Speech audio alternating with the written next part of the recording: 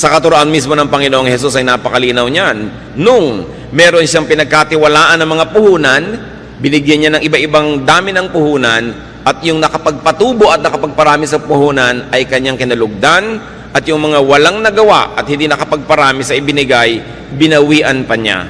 Matthew 25:28-29. Sabi ng Panginoon, take the talent from him, from that who did not make it more, and give it to the one who has 10 talents. For everyone who has will be given more, and he will have an abundance. Whoever does not have, even what he has will be taken from him. Mula mismo sa bibig ng Panginoon, yun daw meron na dadagdagan pa, at yung wala, babawian pa ng konting-konting nasa kanya na nga, kung hindi niya pinaparami, kung hindi niya sinisinop. What is the profile of a good money maker? Ano po ba ang mga katangian ng isang makadiyos na nagpaparami ng pagpapalang ibinibigay sa kanya at ipinagkakatiwala ng Diyos? Mostly, we will get this wisdom from Proverbs 31. A good money maker works with her own hands. Dito ay dinidescribe yung isang babaeng uliran. Proverbs 31:13, with her own hands, she gladly makes clothes. Idiniin dito, her own hands. Ang isang tao nga asenso at dadami ang pagpapala, siya mismo gumagawa, siya mismo nagtatrabaho, hindi niya iniaasa sa iba. Ang kaya niyang gawin, lalo yung area na magaling siya sa paggawa. Verse 22, she does her own sewing, and everything she wears is beautiful.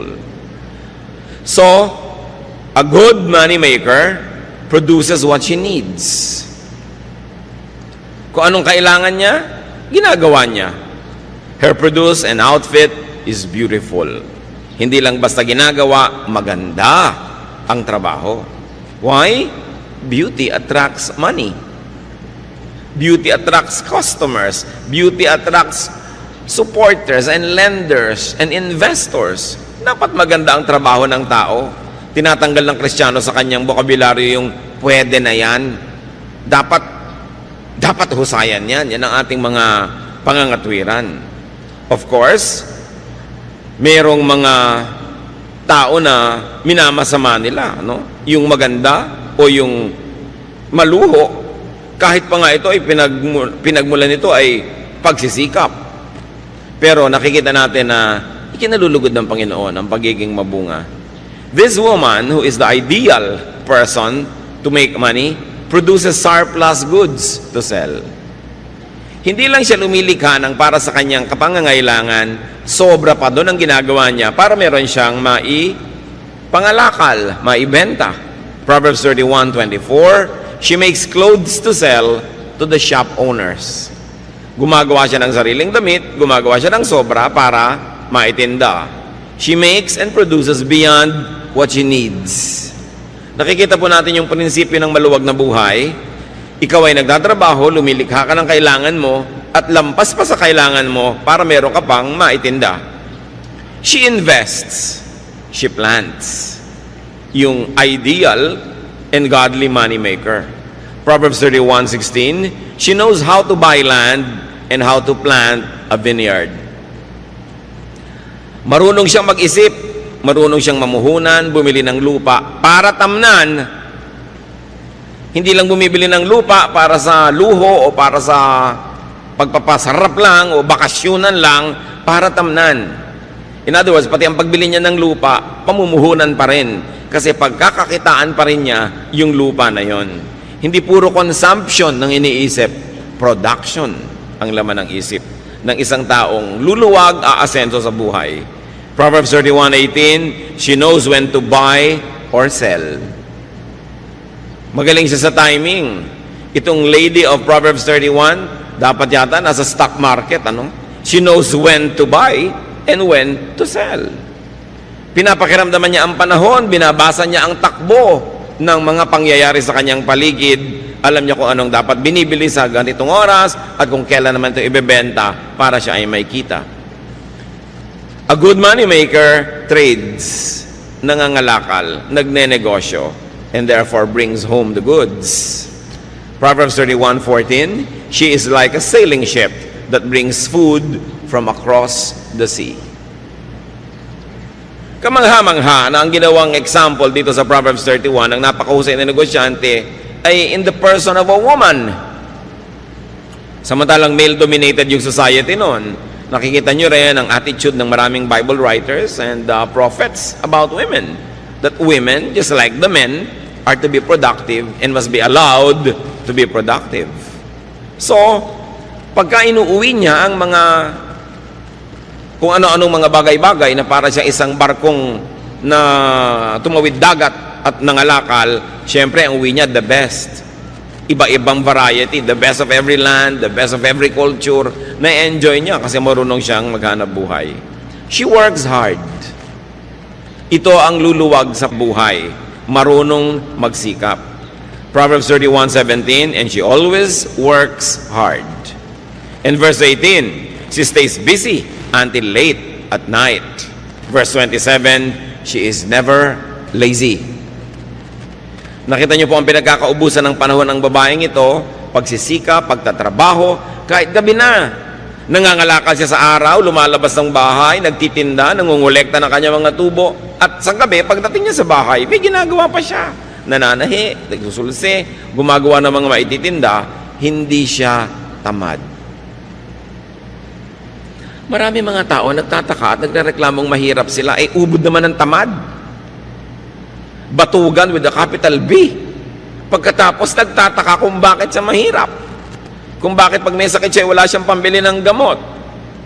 Kung bakit pag gusto niya magpakamatay, nilason ay hindi niya mabili. Wala naman siyang ginagawa sa buhay niya. Nagtataka pa siya. So nakikita po natin ng ideal person na ito ay merong sobra na production. Hindi yung sa kanya lang, kulang pa. Ang tao habang nabubuhay, liban na lang sobrang tanda na, o sobrang bata pa, o sobrang mahina dahil sa kasakitan, ang tao dapat naghahanap buhay, kinikita ang kinakain niya. Hindi yung wala ka namang kinikita, nag-electric fan ka pa matulog. Hayaan mo nang pawisan ka. Di ba? Yung damit ka ng damit, gasos ng gasos, ang ginagastos ng damit, tubig sa paglalaban ng damit mo, kuryente sa pamamalansya, tapos pakalat-kalat ka lang naman, wala ka namang ginagawa, hindi bali ng lukot ang suot mo. Lumalaki lang ang gasto sa buhay. Ang kinakabit ng mga wax sa buhok ay kutakot-takot, pahingi pa na hingi ng pang-load, ang gusto pang cellphone, yung may folding bed sa loob, wala namang kita. Puro yabang. Yung mga ganon, ang mga nagugutom, o kaya yung mga ganon, ang sobrang kawawa, ang mga kamag-anak na kumikita dahil nakadagan, nakasipsip, no, ng dugo ng kapwa. Dapat, pinapayagan natin, tinutulungan at pinapalakas ang loob ng mga naghahanap buhay talaga. Paano ginagawa yon? Huwag istorbohin.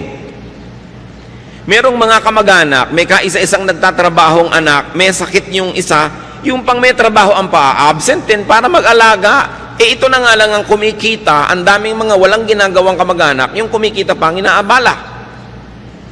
May mga babaeng walang ginawa kundi mag-text sa asawa at pauwi ng pauwi, nagtatrabaho yung asawa. Nananabik lang pala na may mga kasama. No? Libangin mo sa sarili mo, makipag-usap ka sa anino mo, makipag-chess ka sa anino mo, huwag mong istorbohin yung nagtatrabaho. Diba? Huwag lagi na lamang na pagka mayroong kinikita, pitasan ng pitasan at hingan ng hingan. Yan ang dahilan. Kaya marami po sa ating mga kababayan na wala ng gana na magnegosyo, mag-agrikultura, magmumuhunan, maghanap buhay sa dami ng nangingikil, sa dami ng humihingi, tinatamad na tuloy yung iba magtrabaho. Subukan nyo sa mga malalayong kanayunan, magtayo kayo ng negosyo, ang daming sumisingil ng buwis nyo at hindi lang yung gobyerno. Maraming gusto humingi. Subukan mo magbiyahe ng mga gulay, ang daming humaharang sa 100. Pag karnaper ka, walang humaharang. No? So, napakaraming pabigat at pahirap sa mga gustong maghanap buhay. And many of our countrymen get demotivated na maging productive sila sa buhay. Parang sa mga kamag-anak din, nakakatakot umasenso dahil sa dami ng kakapit sa'yo, lulubog na kayong lahat. Napakahirap magpakita ng konting kaluwagan kasi marami agad mangungutang. Ang trabaho tuloy ng iba, kahit meron, daing ng daing. Kunwari, maparaming problema sa takot. nahingan sila ng mga walang hanap buhay. Balikan natin itong babae na ito, na kinakatawan din ang sino man, lalaki man yon, na marunong maghanap buhay. She is positive.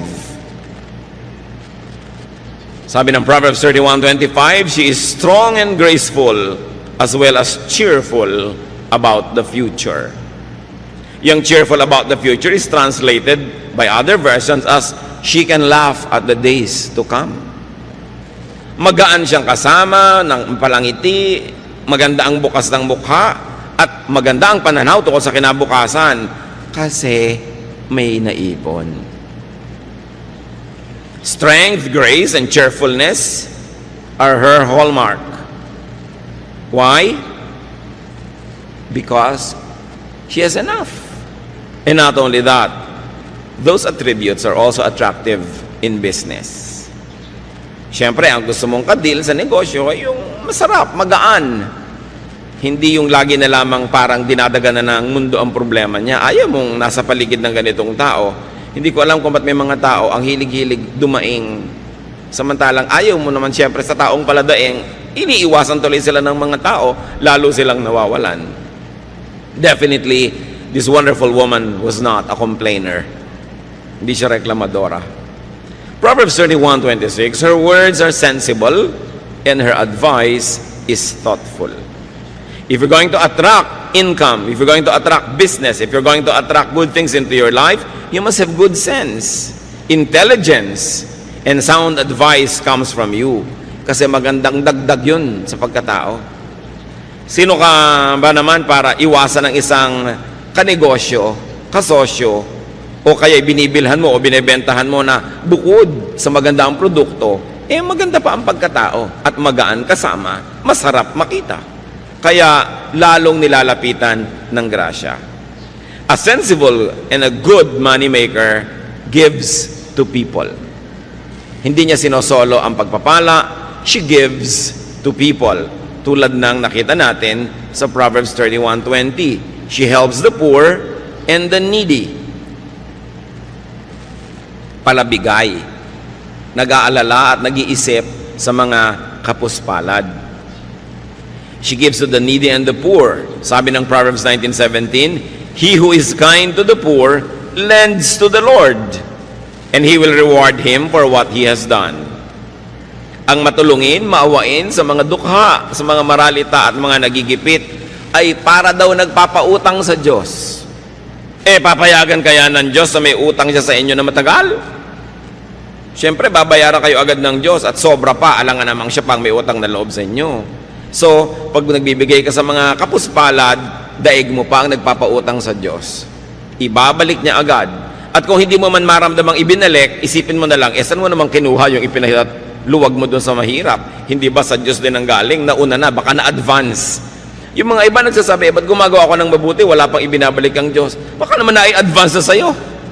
Naghahantay ka pa ng iba, nauna na palang ibigay sa'yo. Along with hard work, this is the best insurance against poverty. To be a good giver. Kasi ipinapangako naman sa Biblia, lahat ng tanim may ani. Kung hindi man sa exact person na tinulungan mo yung ani, may ani yun sa iba. O kaya kahit wala ka pang anihin, saan mo naman kinuha yung tinanim mo? Again, na-advance na yon. A godly moneymaker is a good giver. You make a lot of money not only for yourself, but so that you will have much to give away. Very, very godly purpose. Also, she gives to or pays the deserving.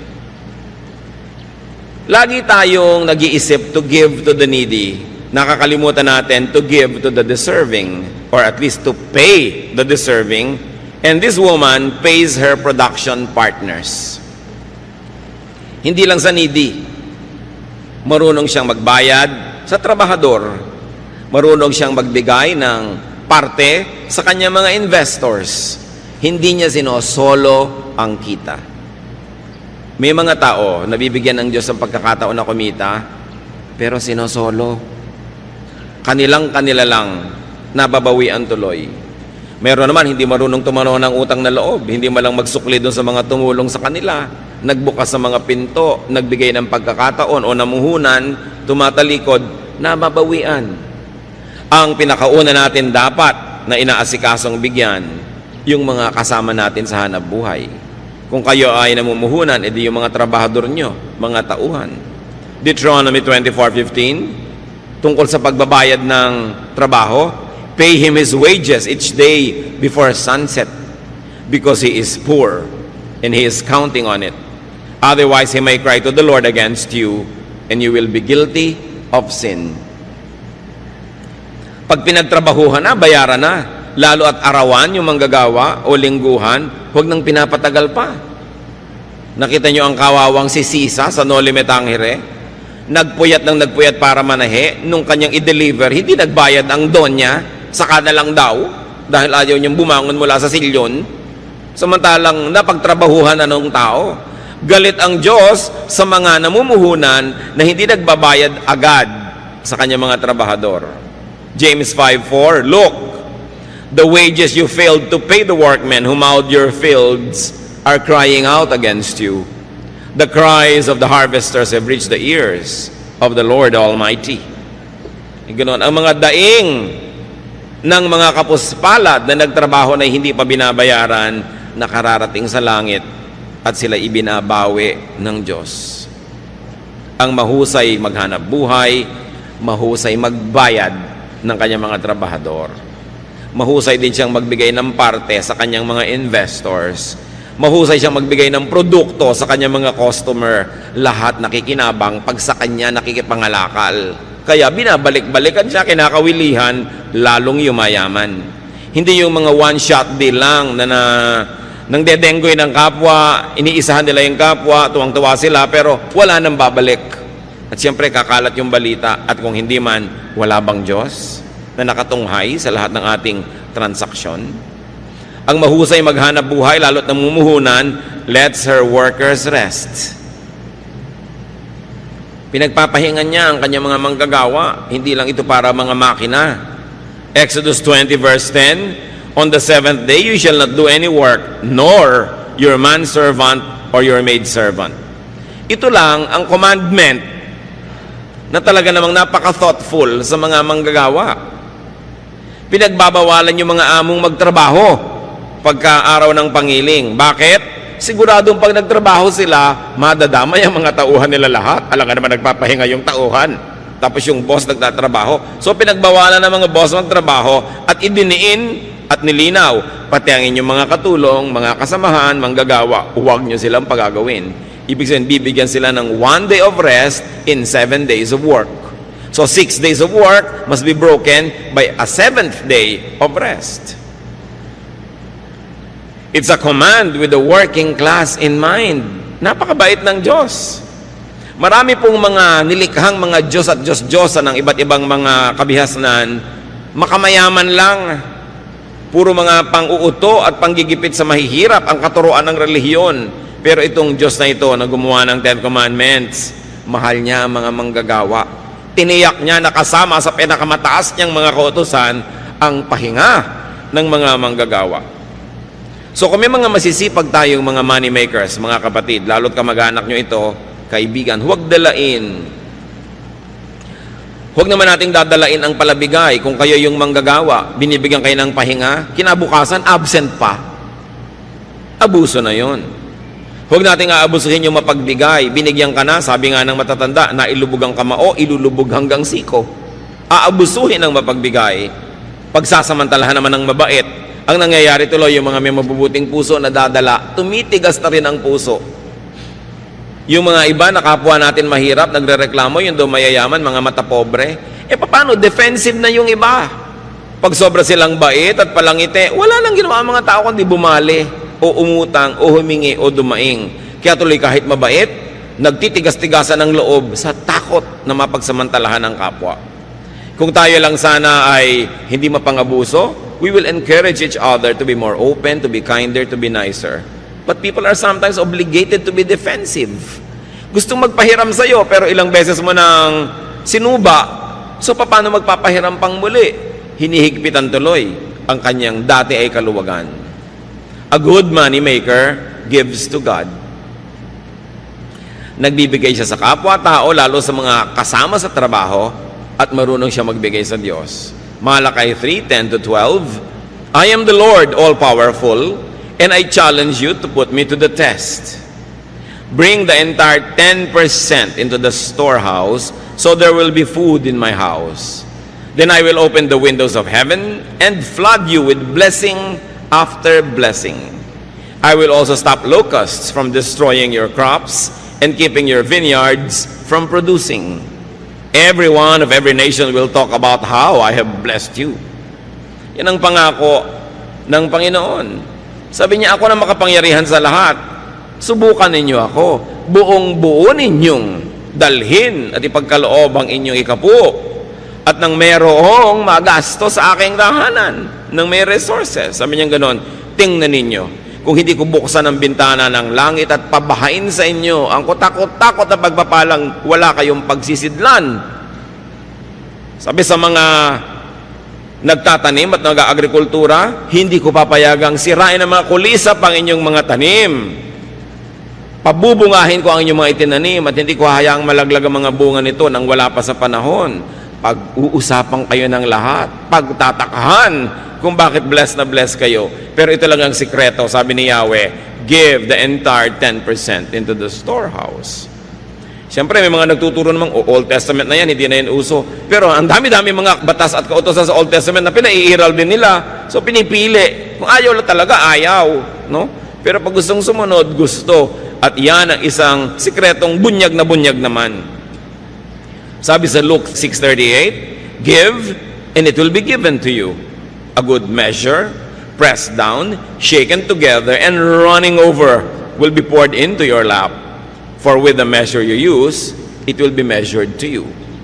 Ang ginawa ditong example ay yung pagsusukat at pagtatakal ng mga binhi, mga buto na kumbaga bigas natin, trigo nila, mga grains yan, mga butil-butil. Pag bumibili ka, pag magaling ang pulso nung nagtitinda, ang galing-galing niya maglagay ng mga grains na yan, dun sa takalan, dun sa salop, maluwag pala, maraming air spaces between. Kaya pag tinagtik mo ng tinigtik yun, lulubog ng lulubog, hindi pa pala puno talaga. Pero sabi ng Panginoon, sabi, magbigay kayo at ganun din kayo bibigyan. Tama ang sukat. Tiniktik, niliglig, siniksik. Hindi dinaan sa bilis.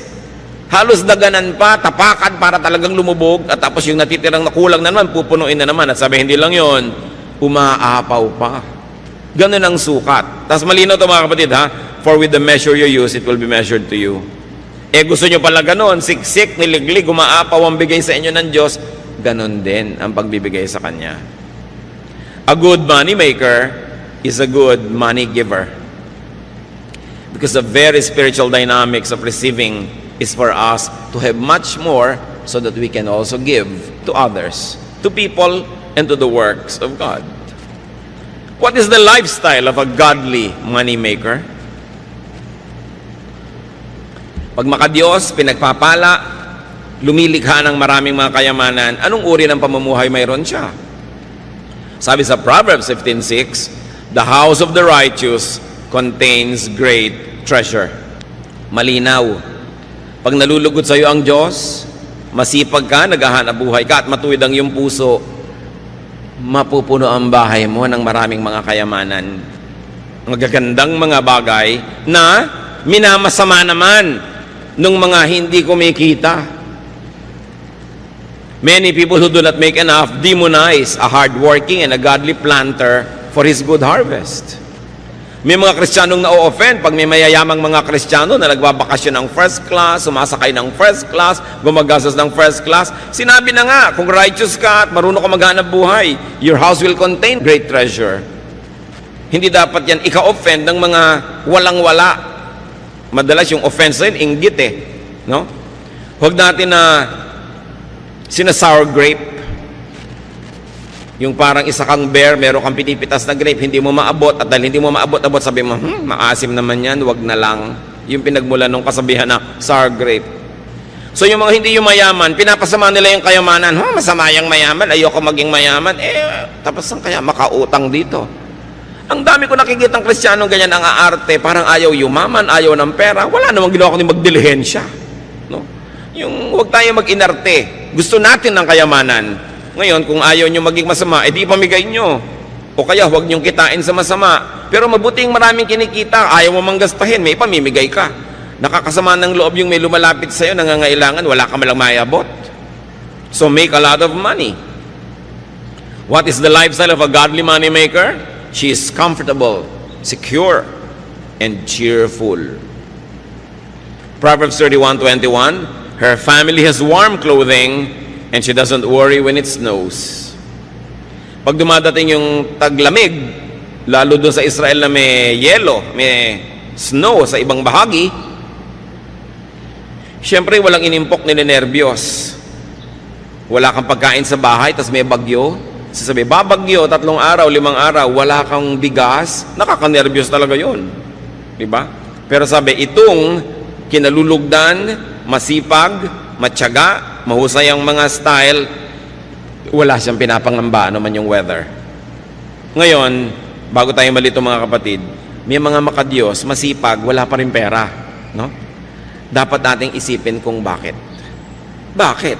Kung makadiyos ako, masipag ako, bakit wala pa rin ako? Kasi kadalasan yung pinagsisipagan natin, kahit 1,000 taong ka magtrabaho doon, hindi ka naman talaga aasenso dahil sobrang liit ng kita doon. So you don't only work hard, you have to work smart. Titingnan mo, ito bang nakalagyan ko na ito na trabaho or profesyon, maahahango ako sa buhay kung masipag ako? Kung wala kayong nakikitang pag-asa, dead end yun, dapat lumipat kayo na ibang magagawa sa buhay, be more creative, create more, kasi maraming Pilipino masipag talaga. Pero yung pinagsisipagan nila parang dead end. Parang wala namang makikita kang asenso dun sa lugar na yun, maliban na lang maging creative sila and reinvent the profession or reinvent their style to make more money. Proverbs 31:25, this godly businesswoman, she is cheerful about the future. Yun yung pinag-usapan natin, she can laugh at the days to come. Sino ba ang pwedeng tumingin sa kinabukasan na may kasamang ngiti? E di yung may ipon. Lalo naman yung may ipon na patuloy pa rin kumikita. At ito ang challenge sa ating OFW phenomenon. Maraming kumikita, mababasa nyo sa dyaryo, buwan-buwan, bilyon na dolyar ang pumapasok sa Pilipinas. Pero marami naman sa ating mga OFW, matanggal sa trabaho o umuwi. After 6 months, gutom na naman. Paano marami doon sa pamilya, walang inatupag kundi gumasta. To consume and consume and consume. Remember this Proverbs 31 lady? She buys a piece of land to use it in agriculture. Para may kitain. Hindi yung bibili ka agad ng kotse. Pag may kotse ka, puro gasolina yan. Anong kita mo dyan? Puro gastos. Pag bumili ka agad ng bahay, edi gastos din yon. Lalo't inutang mo pa. Hindi isipin, paano kaya tayo mamumuhunan para tayo kumita, para kung umuwi na si OFW, patuloy pa rin tayo yung kikita, hindi nakaasa tayo ng nakaasa sa sweldo, agad na agad, hindi pa nga kinikita, nauutang na, dahil walang ginawa ang pamilya, kundi mag-consume, consume, consume. We must produce. Lagi ko na lang sinasabi yung proverbial kawali and kalan. Bumili ka lang ng isang kawali at isang kalan na debomba. Bumili ka ng isang piling na saba, lagyan mo ng konting asukal, iprito mo, banana Q. Yung kanina ay 50 pesos mo, magiging 75 o 100 pesos.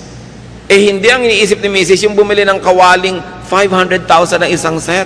Yung pwede mo nang tirhan sa mahal. No? Kasi yung isang kumare niya, mas maganda rin yung kaldero doon. Wala ka namang mailuto. At napakarami ko nang nakitang ganyang kaldero na biglang nasa sanla pagkatapos. Ano? Dahil hindi naman masustain. Bibili ka ng ganun, sustainable ba? Kaya mo bang isustain na yan o hindi? Dapat ang iniisip nyo, ako may pera ako, ano kayang pagkakitaan? Taga Quezon ako, ang daming nyug dito. Sinusunog lang nila yung mga bao-bao, tapos itinatapon. Ba't hindi ko bilhin yung uling? Dalhin sa Lucena o sa Santa Cruz at ibagsak sa mga tindahan doon at maging uling queen ako dito. Or uling king. Ang dapat nyo laging iniisip mga kapatid, paano kaya tayo magkakapera? No? Hindi yung sino kaya mautangan dito? Baligtad ang mga pinag-iisip ng ano kaya ang mabili? Hindi yung ano kaya ang ma-produce? Nakita nyo yung babae, nananahipan ng mga bagay-bagay sa kanyang bahay, gumagawa pa ng mga belt, mga buckles, itinitinda. Siya na nga yung mayaman. Maraming mga OFW, pag pupunta sila doon sa Middle East, may galing ng mga kung ano-anong goods galing dito, ititinda doon. Pag uwi dito, may tinda-tinda. Marurunong. Naiinis naman yung iba, mukhang pera yan. Lahat na lang business. Dapat. Pupunta kayo sa isang probinsya, magbabakasyon kayo doon, ba't hindi kayo mamakyaw ng kung ano-anong mga goods dito, ibenta nyo doon para yung pamasahin nyo man lang, mabawi nyo. Ang dami-dami po sa ating mga probinsya, mga kapatid, nabubulok ng mga prutas, nalalaglag ng mga santol, mga duhat, nalalaglag ng mga dalandan, kung ano-anong naglalaglagan, wala man lang kumukolekta, samantalang sa Maynila at sa iba pa mga cities, ang mahal-mahal. Hindi lang kasi nagtutugma yung production at saka yung consumption ng mga tao. It's about distribution. It's about attitude. Kailangan ng mga tao, palitan yung attitude. Kung nagsasawa ka na sa hirap, palitan mo ang paraan ng pag-iisip. Kasi kadalasan yung paraan ng pag-iisip at pamumuhay natin ang nagpapahirap sa atin. Kasi marami naman tayong kapwa mahirap at umasenso na iba ang pag-iisip nila. Nag-iba ang pamamaraan. Hindi magic yon. May formula yan. Nag-iisip ka lagi ng hanap buhay and you are willing to break your back to earn your days of pleasure. Challenge yan sa ating OFWs. Kumikita, nagkakaroon ng pagkakataon, dapat ang pamilya hindi puro gastos. Kung hindi man kayo makasave, mag-invest kayo kahit paano. Because a job contract abroad is not forever. Meron niyang wakas. Sabi na Ecclesiastes 11:6, sow your seed in the morning, and at evening let not your hands be idle. For you do not know which will succeed, whether this or that, or whether both will do equally well. Sabi niya, magtanim ka sa umaga, at sa pagdating ng gabi, pag uwi mo, humanap ka pa ng magagawang pagkakakitaan. Bakit? Hindi naman kung mo nakapagtanim ka, tutubo yun at bubunga. Kung abutan ng bagyo, ng salot, ng peste, o nakaani ka ng marami, pero ang dami ding umani ng marami, bagsak tuloy ang presyo. Sabi, hindi ko man nagtanim ka na, aasahan mo na yon. Gumawa ka pa ng iba. So nakita nyo ang pinag-uusapan dito, agriculture and commerce. Agriculture and trading or production. Ang dami nating kababayan, ang sisipag, mga magsasaka talaga. Pero ba't hindi naaahon sa hirap? Kasi yun lang sakang inaasahan. Pagkatanim, lasigan na ng lasigan hanggang anihan. Chismisan ng chismisan hanggang anihan. Kung may dumating na bagyo, nasalanta ang goods mo, hindi nakatunganga ka. Yun po mga ifugaw. Pagkatanim nila sa mga rice terraces, ang mga lalaki, umaalis sa kanilang bayan, namamasukan kung saan-saan, sa mga mina, sa mga pagawaan, sa mga patrabahuhan. Yung mga babae naman, nagwiweave ng mga basket, ng mga tela, para hindi sila nakatunganga lang, naghihintay ng harvest. May iba silang ginagawa. Kailangan lagi kang may ginagawa. Kasi pag wala ka namang ginagawa, mapalagay ka lang sa chismis, o bingguhan, o kung ano-ano. Kailangan ng tao may ginagawa. Work day and night. Now, don't be too literal. Work whenever there is an opportunity to make money. And then diversify. But not too much. Marami nag-diversify. Yun ay kinabagsak ng negosyo. Sobrang diversified. Hindi na nabantayan. But there is one rule. Don't put all of your eggs in one basket. Ang dami-dami yung itlog, nasa isang basket lang. Kung natapakan ng elepante, hindi durog lahat. Dapat iwahiwalay. So, hindi lang kayo umaasa sa isang trabahador na manggagawa, tapos lahat kayo nakatunganga. That's putting all of your eggs in one basket. Hindi lang nyo ilalagay sa isang bangko yung pera nyo kung marami.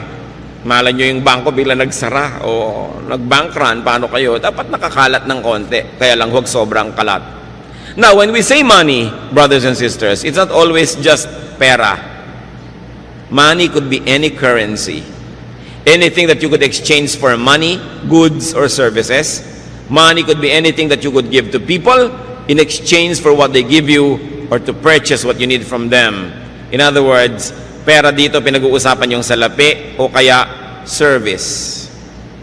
Kung minsan wala kang perang pambili ng gusto mo, pero may dalawa kang kamay, may paa ka, may katawan ka, pwede mong kitain yung gusto mo sa pamamagitan ng paglilingkod. Gusto mong kumain, tapos mamalimos ka, bakit hindi ka tumanggap ng labada? Bakit hindi ka kumatok sa bahay-bahay? Meron po ba kayong papalabhan? Meron po ba kayong kotseng pahuhugasan? Meron ba kayong ipalilinis na garahe? Diba? Meron ba kayong mga tulya at talabang gusto yung tanggalan ko ng putik? Maglingkod kayo, huwag kayong manghingi. Ang nanghihingi lang yung sobrang matanda, sobrang bata o may sakit. Pag nagtatrabaho ka, you earn your keep. So work. Marami pa po mga kapatid, yung nagbibigay ng magandang payo o guidance, trabaho yun. Kayo naman nagpa-counsel, huwag kayong magmaang-maangan, magregalo naman kayo sa counselor. No? Pag bumupunta nga kayo sa psychiatrist, ang mahal-mahal ng bayad nyo. Pagka mga pastor yun nagka-counsel, TY. No? Samantalang binuntunan mo na takot-takot na problema, hiningahan, nagpadalangin ka pa, nag-fasting pa para sa iyo yung tao. Samantalang ni isa man lang chiko, wala kang dala. Kayo nga nagpapa-counsel, huwag kayong dumadating nang wala ni bit-bit ni ano. Di ba dahil kuminsan yung counselor nyo, sumasama na rin ang loob dahil iniisip niya, hindi man lang ako naaalala, hindi man lang ako naiisip, parang baliwala ang ginagawa ko. Kailangan thoughtful kayo. Yung mga tao nagbibigay sa inyo ng inspiration, encouragement, even entertainment or companionship, dapat may sukli. So kung halimbawa, wala talaga kayong kapera-pera, meron naman kayong may kayang kamag-anak, sabihin nyo, o ano, gusto mo ba samahan kita sa mga biyahe mo para hindi ka nag-iisa, hindi ka naiinip, may taga-abot sa iyo ng kortal pag masakit ang ulo mo. So, merong kapalit, hindi ka lang hingi ng hingi.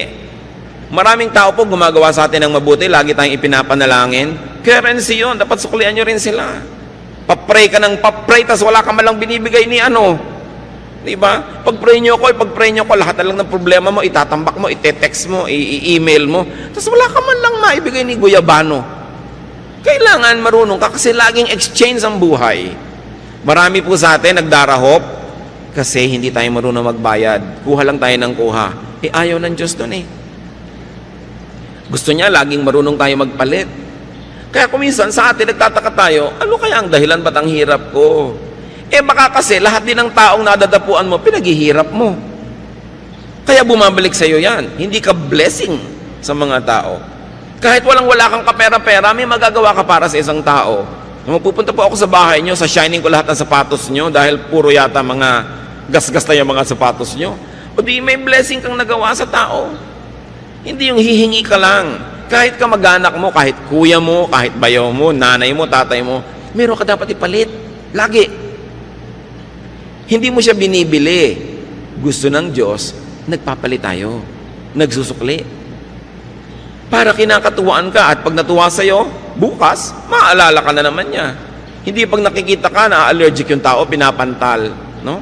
Dahil daig mo pa talaga ang allergy. Pag dumadapo ka sa tao, nahihirapan siya. You know, you can never run out of money or currency or barter goods. Magaling ka magluto. Bakit hindi ka mag-offer? Ipagluluto mo yung isang ginang na laging busy. O lulutuin mo sa bahay mo, de-deliver mo na lang sa bahay niya. Tapos, ang bayad sa'yo, o 1/4 ng niluto mo, di libre na yung pagkain yung pamilya. Hindi lagi kang nakatunganga. Ang daming nakatunganga sa bayan na ito. Kaya nagtataka pa na bakit mahirap yung bayan. Ang dami talaga nakatunganga. Hindi ka mawawalan, kapatid, ng pambayad o panukli o pambigay kung willing ka lang. Lagi tayong merong pwedeng ipalit. And remember, you could never be fruitless or useless, unemployed or idle if only you would decide to always make money. And that money is pera or services. Anything na pwede nating ipambayad para makuha natin yung gusto natin, it's considered money. Ngayon, nasa katanghalian tapat kayo na inyong buhay, malakas ang kita nyo, take advantage of your best season. Para mga artista, may panahon na sikat, hot na hot property talaga, kita dito, kita doon. Pag hindi nag-ipon, pag hindi nag-invest, kawawa naman pag lumalaos na. Dumadating yung tanghaling tapat ng buhay natin. Dumadating din yung 1:00, 2:00, 3:00 ng hapon, 5:00, 5:45, marapit na mag-orasyon. No? Dumadating yan. Dapat handa ka dyan. Dahil hindi naman surprise. Dahil darating talaga yan. So earn the most, invest the most, save the most. Sabi sa Proverbs, look at the ant. Yun daw langgam. Marunong magtrabaho. Pag panahon ng tag-ani at tag-araw, kolekta ng lahat ng maiuwi. Kasi darating ang tag-ulan na hindi na niya magagawa yon. So always ask yourself, ano ba ang mapagkakakitaan dito? Dapat gawin natin yun na pananaw. Maglaro kayo ng sungka. Sa mga naglalaro pa ng sungka, hindi ba lagi dapat may sube? O ayan, magsusubi ka, tsuk, naglagay ka sa bahay mo. Hindi yung pwedeng ikot ka lang ng ikot, wala ka inilalagay dun sa bahay. O, sube, ganun. Para meron kang naitatabi. Alam nyo, sabi na isang may doktorado sa anthropology, yung sungka daw, ang sinaunang computer ng mga Pilipino. Talagang taga-compute. May nagsasabi pa na yung abacus daw ng China, apo lang ng sungkahan. At meron pang nagpapatotoo na only in the recent past, maraming mga tindera sa probinsya gumagamit ng sungka pang compute ng mga sukle at bayad. Ang mga sinaunang Pilipino po ay mga negosyante. Hindi sila katulad ng mga sinasabi ng ibang ngayon na mga tamad daw. Mga negosyante, mga importer and exporter, at very good ang credit standing. Alam natin yung napakarami mga sasakyang dagat galing China at galing sa ibang bansa na dumarating dito para makipangalakal sa ating mga ninuno. At ang ating counting system, very elaborate, ha? Sa bawat isang zero, meron tayo dinadagdag na salitang po, 10, 20, 30, di ba? Dagdagan nyo pa ng isang zero, daan. 100, 200, 300. Isa pang zero, 1,000. Dagdagan nyo pa na isa pang zero, 10,000 na yon, laksa. May salita tayo dyan, laksa. Ang Greek culture, ang Hebrew culture, ang maraming cultures hanggang 10,000 lang ang bilang. Pero sa Tagalog, meron tayong 100,000, yuta.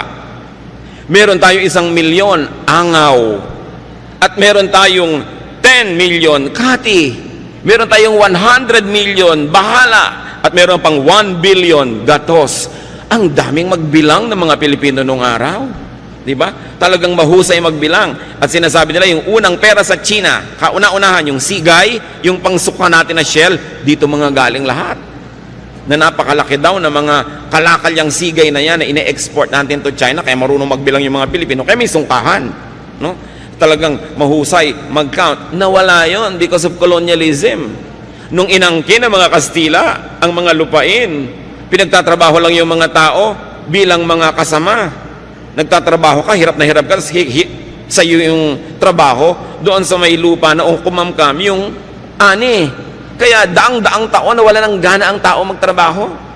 Kasi kahit anong sipag ang gawin mo, mahirap pa na ang ending mo. So ba't ka na lang daw magpapakahirap? Pero dapat na natin baguhin yung pananaw na yon. Nakasama sa ating kabihasnan yung pagbibigay ng kalakal sa iba't ibang tao. Ikaw na lang yung taga-bili, taga-utang at taga-hulog. Kailangan marunong mga lakal. And as you grow old, continue being precious and useful and functional. Your goal, believer of God, is that you should be a lender, not a borrower. Magandang mga pangarap yan at magandang plano sa buhay. Planuhin yung tagapagpahiram, tagabigay, hindi mangungutang. Ano ang pangako ng Diyos sa bayang sumusunod sa Kanya? Deuteronomy 15:6. For the Lord your God will bless you as He has promised, and you will lend to many nations but will borrow from none. Isa dapat yung katangian ng makadiyos na masipag na pinagpapala, nagpapahiram pero hindi nang hihiram. Nagbibigay, hindi nang hihingi. Yan ang magandang goal. Hindi yung paggising sa umaga ang hinahanap sinong madidilihensyahan. Mga manginginom na iinom lang ng alak humihingi ng kontribusyon sa dumadaan. Ba't di nyo inumin yung tubig sa kanal? Wala pala kayong pambili ng alak. Di ba? Puro pabigat sa kapwa ang iniisip. Mga kamag-anak na pagka may party, mag-iinuman, tas lahat ng kamag-anak ko hihinga ng pambili. Mga ugali na nagpapahirap at nagpapalala sa mga kanser ng ating lipunan. So huwag yung sino kaya ang mautangan o mahingan. Kung kayo mga bata pa hanggang ngayon, mga magulang na bata pa, magplano kayo na pagdating ng panahon, hindi nyo kailangang umasa sa bait ng inyong anak o manugang. Iplano nyo rin yon. Pero yung mga ating mga tatay at nanay na tumanda na nung araw talagang binibigay mo lahat, inaasa mo sa iyong mga anak, abay yung mga anak na yan, dapat talagang tupdin ang inaasahan sa inyo. Itaguyod ang mga magulang who gave you everything. Pero yung mga nagsisimula pa lang ngayon ng mga maging magulang at bata pa, hindi kayo nakakatiyak pa, itataguyod kayo ng mga anak. Dapat meron kayong isinusubi, kumbaga sa sungka, para rin sa inyong sarili. Kung minsan ang bait-bait ng anak nyo, ang napangasawa, masama ang ugali, o paano yun? Kailangan, hindi mo iniaasa ang iyong pagtanda sa kabaitan ng iyong kapwa, anak mo man yun o manugang. Pero sa mga matanda na ngayon, uso talaga nung unang panahon, lahat binibigay sa anak. Kaya yung mga anak ngayon, matatanda ng magulang nyo, tangkilikin nyo sila ng husto. Ang aking payo ay para doon sa nagsisimula pa lang, na mga bata pa, pwede pa kayong gumawa ng paraan para magsubi. Kailangan meron kayo nakatabi sa sarili. Kung pwede kayo may mga insurance policies, meron kayong mga health insurance, para kung nagkakasakit kayo, ang inaatupag niya lang paano gumaling, hindi yung paano magbabayad. Malakas magpalala ng sakit yung mga bills. Kaya kailangan pinaghahandaan. Sa mga tumatanggap naman ng support, be grateful and thankful and expressive. Don't abuse. Do not choke your helper. Huwag dalain. Sa mga kamag-anak po na inaabutan, binibigyan, tinutulungan, pag dumadating naman yung tumutulong sa inyo, ngumiti naman kayo, maging cheerful naman kayo, hindi binibigyan na nga kayo, daing pa rin at daing, lungkot pa rin at lungkot, siguro para madagdagan ng bigay. Pero ang nangyayari tuloy, nawawala na ng gana yung umuuwi sa inyo dahil wala ng pleasure. Magagastos na, makakarinig pa ng problema, mga sumbong, mga daing. Kaya kuminsan ayaw na tuloy kayong uwian. Nagtataka yung mga ibang magulang, ang lapit-lapit naman, anak ko, may kotse, ba't kaya hindi madalas dumalaw? Masarap ba kayong dalawin? Siyempre kailangan, kahit anak nyo yun, nasasarapan din naman siyang dumalaw, hindi puro problema, bigat. Kasi kung minsan sa kanyang office, sa kanyang negosyo, sa kanyang trabaho, sa pamilya niya, sa asawa niya, ang dami na rin niyang problema. Pagdating naman sa inyo, problema na naman. Kailangan, pleasure tayong puntahan because there's a basic human nature. Anything pleasurable, we like to repeat. Anything unpleasurable or painful, we avoid repeating. So pag lagi kayong dinadalaw, alam nyo na yon, masarap kayong puntahan. Pag hindi kayo naaalala at pinupuntahan, baka hindi masarap na karanasan. Tuloy nakapangingibabaw na yung iba nilang problema o katamaran o ibang mga gagawin. Pero kung masarap kayong puntahan, ipaglalaban niya na puntahan din eh. Kaya kailangan, meron tayong panukli. At hindi yun pera, mga kapatid. Yung may babait sa inyo, pero maganda rin yung pakitungan nyo sa kanya, meron kayong sukli, hindi puro take. At least, when we receive good things from people, we should be fun, and we should be pleasant. Pambaya din yun na napapasaya nyo ang kapwa. Now, very importantly, brothers and sisters, if you want to really be able to laugh at the days to come, put a little love away. Magmahal kayo, maging mapagmahal, because love is a great currency, if not the greatest. Yung may naitanim tayong pag-ibig sa ating kapwa, hindi na natin sila kailangan palalahanan, maaalala tayo ng kusa. Yung pagmamahal na itinatanim natin, yun ang napakasarap pag namunga. So, while we are alive, we keep on spending. So if your health or age does not prevent you, you must keep making money. Maraming nalulungkot, marami daw compromises ang mayaman, pero hindi ba ang daming compromises ng nangangailangan? So huwag nating masamain ang pera, huwag nating masamain ang paghahanap buhay, ang pag-iimpok, ang pagpapayaman, basta hindi tayo inilalayo sa Diyos at sa ating kapwa. In fact, nagiging kamay tayo ng Diyos sa palatulong sa kapwa kung sobra-sobra ang mga biyaya sa ating buhay.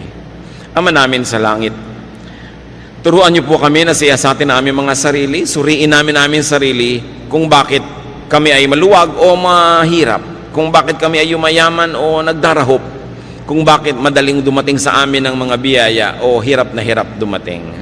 Ituro niyo sa amin, Panginoon, kung may mga gawa kami, ugali, pamamaraan na sumisira sa aming kayamanan, sa aming pagkakataong mag-impok. At nawa ang ugali namin patuloy naming baguhin, magpabago kami sa inyo para maging mahusay kaming maghanap buhay, mahusay mag-impok, mahusay magparami ng mga blessings na ipinahihiram nyo sa amin, mahusay magbigay sa kapwa at sa inyo, at mahusay din naman kaming magbigay ng gantimpala sa aming mga sarili, sa aming mga kapaguran.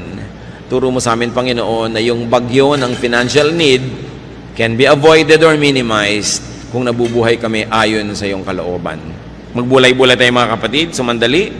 Pasalamatan ng Panginoon sa bawat isang tumutulong sa atin financially o nakatulong, baka naman nakatulong na, nilimot, magbayad-bayad tayo at magsukli-sukli ng utang na loob. At huwag din nating kalimutan na magtanim naman sa iba magtanim ng pag-ibig at tulong because hindi natin alam kung kailan tayo naman ang mangangailangan ng habag ng ating kapwa. Ama, sa amin pong sandaling pananahimik, kapiling kayo.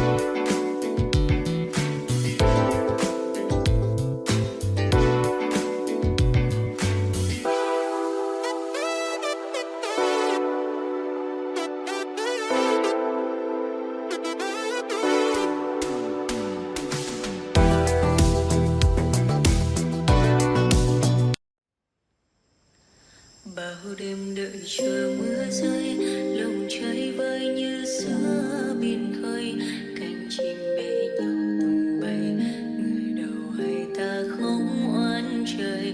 Bao năm tình yêu chưa phai, giờ chia hai đôi lứa lạc nhau, lối gió số phận đã không an bài bền lâu. Người đi về đâu giờ em không lưu luyến nữa, ôm thêm bao nhiêu đắng cay, không chỉ sau này mình còn gặp được